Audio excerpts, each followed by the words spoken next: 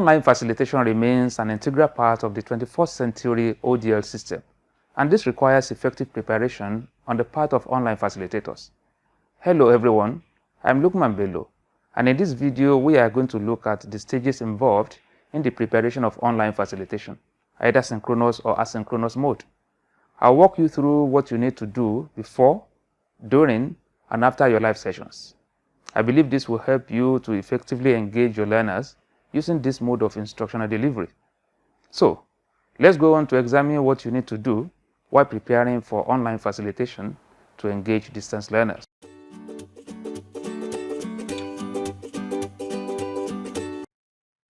Alright, let's quickly look at the things you need to do in preparation for effective online facilitation. So, when I say what you do before the class, during the class, and after the class, I'm actually referring to the live session. What you do before the live session, that is before the class. What you do during the live session, that is what you do during the 1 hour live session. And after the class is after the 1 hour live session. So I'll quickly go through these stages, then I'll take you to the course page to show you how you can do that by setting up your course appropriately in line with this. Now, the pre-live session, you should be able to send messages or text materials to the learners through their emails. So you inform them, you give them content ahead, you can send to their emails. I will show you how to do that on your course page as well. Then you should be able to prepare instructional videos and upload to the learning management system. I'm highlighting this one red because we are the university de-emphasizing the preparation of instructional video for this semester. As we all know, the university is embarking on the massive production of quality instructional video. So we are not expecting any facilitator to produce instructional videos this semester. However, if you have existing instructional videos that you want to use, then you can still integrate on your course page and allow learners to have access to them. So you can prepare audio content and get learners ready for the in-class activity. That's very important. Now, during the live session, what do? You assess, the facilitator assesses the extent of learning through questioning. You review the concept that was sent to them. Okay, then you provide additional information, meaning that it's not that you don't teach at all during the 1 hour live session, but you don't have to dominate the entire session by teaching what you have sent to them all over again.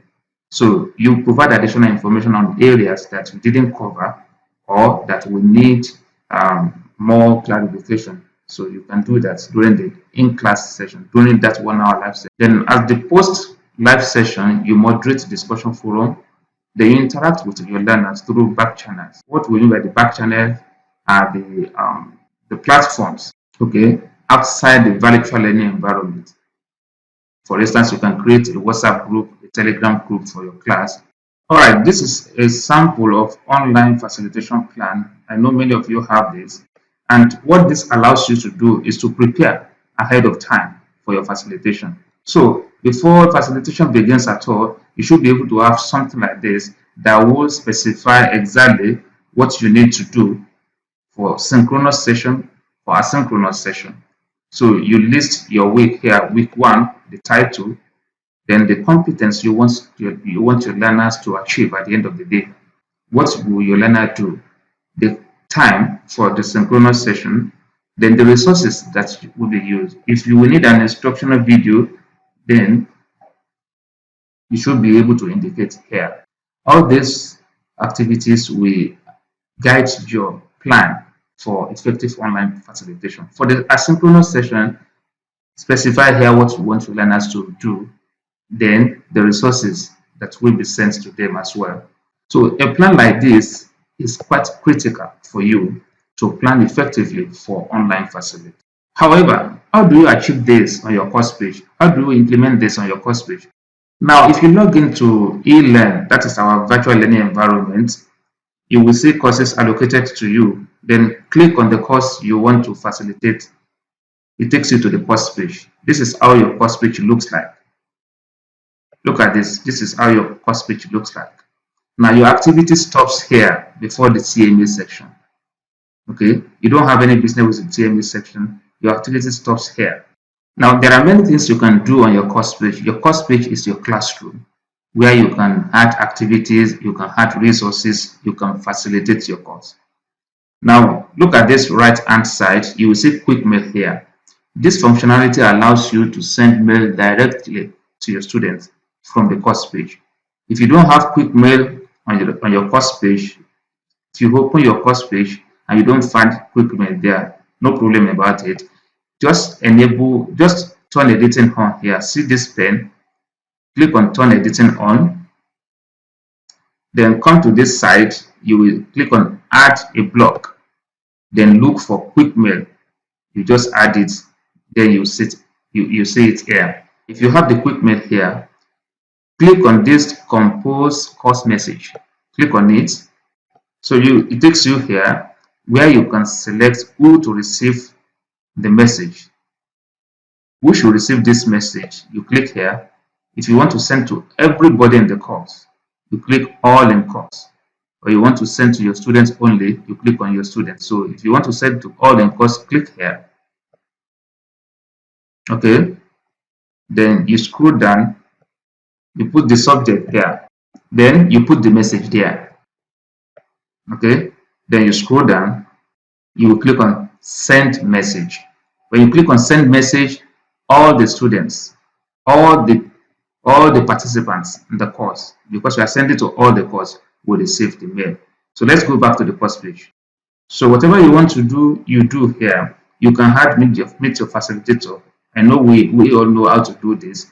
You can just click on this, click on edit, click edit setting, then you put the description here, then you describe yourself, put your profile here, then you scroll down and save and return to course. So if you need anything to be added to the library, do the same thing. Click here, click on edit setting, go there, copy it, then put it there. Then for online facilitation section, this is quite important because for you to have a Zoom meeting with your students every week, you need to add a Zoom meeting under this online facilitation. That is quite important. This one, you are just going to do it once for the entire facilitation exercise. You just add Zoom once. So how do you do it? Click on this add an activity or resource under facilitation. Then you look for Zoom. It's usually the last item here. Okay. Give it a topic, anything you want to give it. I can say online class. You can add a description if you so like. Then you need to set the time. For you to set the time, you need to disable this recording. Disable the recording button, then you'll be able to set the time. So you click on the time.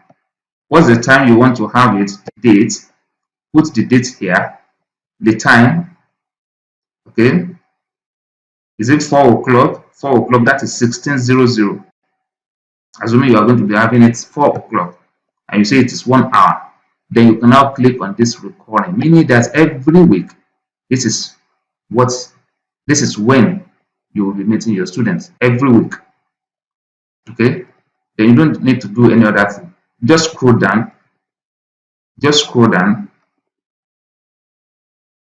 then save and return to course. Yes, as you can see, the online class has been added, and this is the only class that you should create. So you are not adding. By next week, I will not come here and add another online class again. This is one class. This is the only class I will use for the entire facilitation period. So when my students come in, they will click. A student clicks on this online class, then you will be able to join the class. Clicks on online class, then because you are the host and the host here, it will tell me to start meeting. For students, it will tell them to join the meeting. They will click on join meeting, then they will join. For you, you click on the online class, it takes you here. Click on start meeting, then you can start the meeting. Also, you can copy the link. See the join link here. You can copy this link and send to your students as email message as well. Another thing I want you to take note is before you start your lecture every week, make sure that you click on that record button at the Zoom page and make sure you click record to cloud. So when you record to cloud, after the lesson, after the class, Zoom sends you a link, a recording link. Okay. So let me look for one recording link and show you how it looks. Okay. Okay, something like this.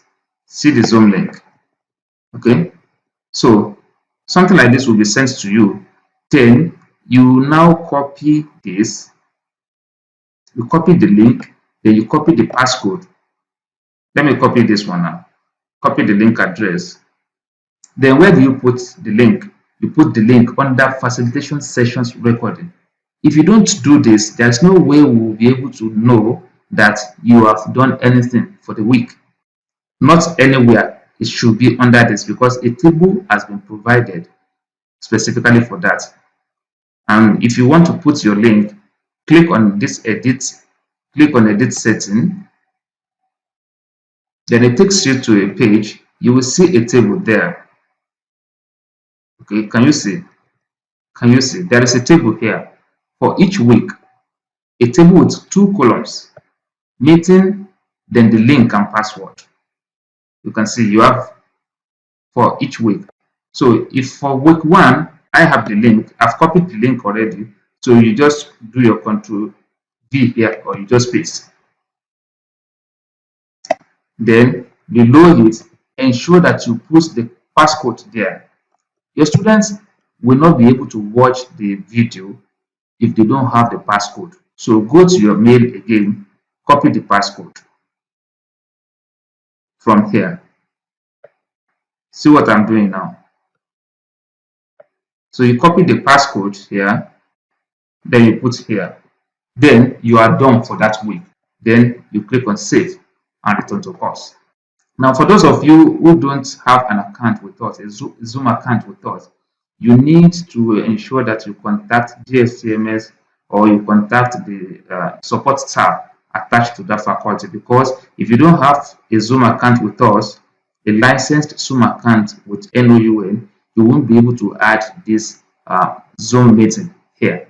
So if you are able to do this, then you have prepared for your live sessions. So you have been able to send message here before the class. Then during the class, you had your Zoom class. You join, you start the class. Your students will come in. Then you interact with them based on the plan that I've given you before now. Then after the class, you say create back channels to engage your students. Then you can still create discussion forum as well. So if you are able to follow this procedure, you will be able to engage your learners and be able to prepare adequately for online facilitation before the class, during the class, and even after the live session. Thank you for watching. I'll see you next time.